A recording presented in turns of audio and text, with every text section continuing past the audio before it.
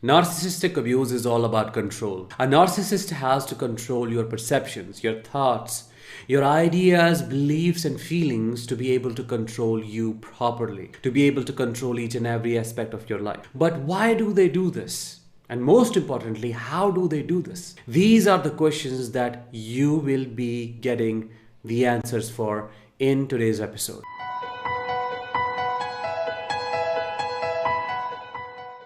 Hi, I'm Danish, a narcissistic abuse recovery professional, and today's episode is all about understanding how a narcissist convinces you to think that you are a bad person and how you believe it easily. Before we begin our journey of understanding, make sure that you are subscribed to this channel by pressing the subscribe button and push the bell icon to stay updated with everything latest that I post here. So just to cover the basics, let's try to understand the nature of the narcissistic relationship. A narcissist is like a parasite, a leech, and a leech has to attach itself with the host to suck the blood, to suck the supply out of this host. And for the leech to suck this blood and get the supply, it has to do the job quite easily with minimal resistance. That's why while attaching itself to the host, it secretes an enzyme that numbs the area where it attaches its body, its mouth, so that you or the host does not feel the prick.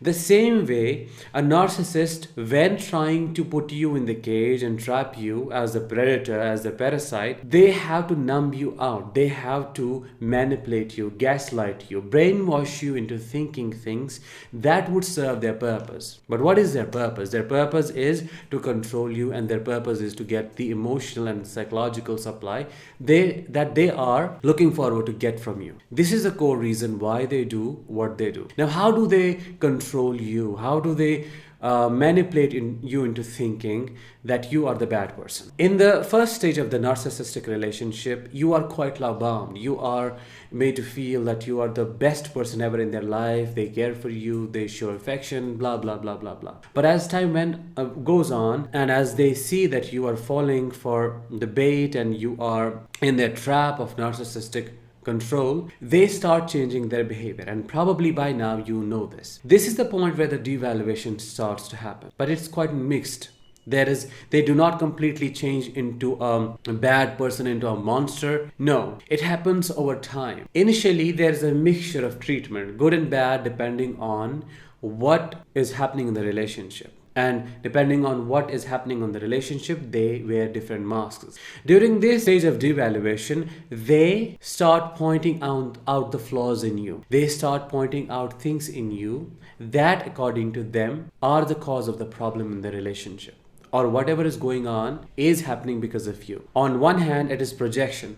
But on second hand, it is said, and you are convinced in a way that you almost slowly believe it. Imagine you are being fed poison but wrapped in honey. Slowly, you are convinced to believe that it is honey, even when you feel that something is killing you with every bite that you consume of it. So it is through this slow brainwashing, slow seeding of these alien thoughts in your head about your personality and triggering your own low self-esteem, low self-worth, and self-doubt if you have it from your own childhood. So all of this combined gives them the space to do this work of manipulation and gaslighting so that they can change your reality and install a new version of it in your brain, program you into thinking a certain way about you, about them, and about the world. While that happens, you face a lot of difficulty because it's like they enter your brain and they almost become your voice. However, as time goes on, this whole thing gets so normalized that you cannot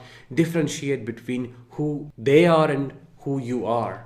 Their voice, as I said, becomes yours. And you start seeing yourself the way they command you to, verbally, non-verbally, directly or indirectly. To serve their agenda, to make it even more stronger, they use triangulation as well. They would include someone who is present or absent as the third person to serve their agenda, to support their narrative, by giving you examples of how this person, this friend, this family member exactly thinks the same way as they think, or how they have the same opinion, same view about one particular thing which is quite similar to theirs and how it is completely opposite of yours. This is called crazy making.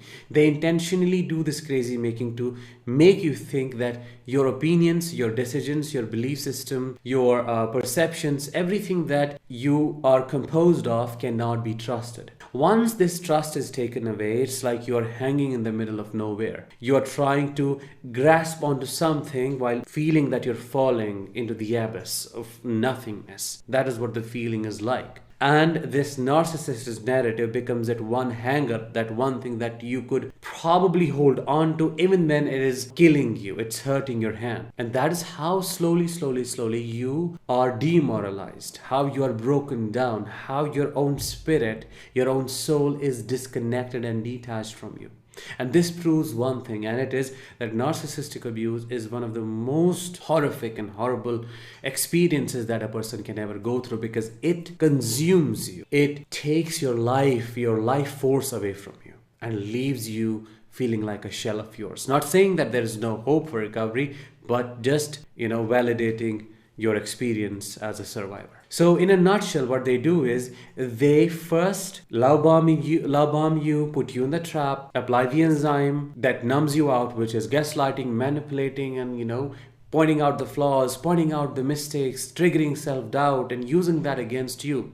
And then to support their narrative, they include other people as well. It could be your friend, your family member, or anyone else to do this triangulation, separate you more, isolate you more, and then you end up believing their narrative, and you accept what they think and believe about you, and what they want you to think and believe about yourself. This is how they get the full control, and how abuse becomes easier for them to inflict you with, and how they keep controlling you throughout the relationship. I hope today's episode was helpful in understanding how these people control you, brainwash you, and abuse you further. I'll talk with you very soon. Till then, let the healing begin.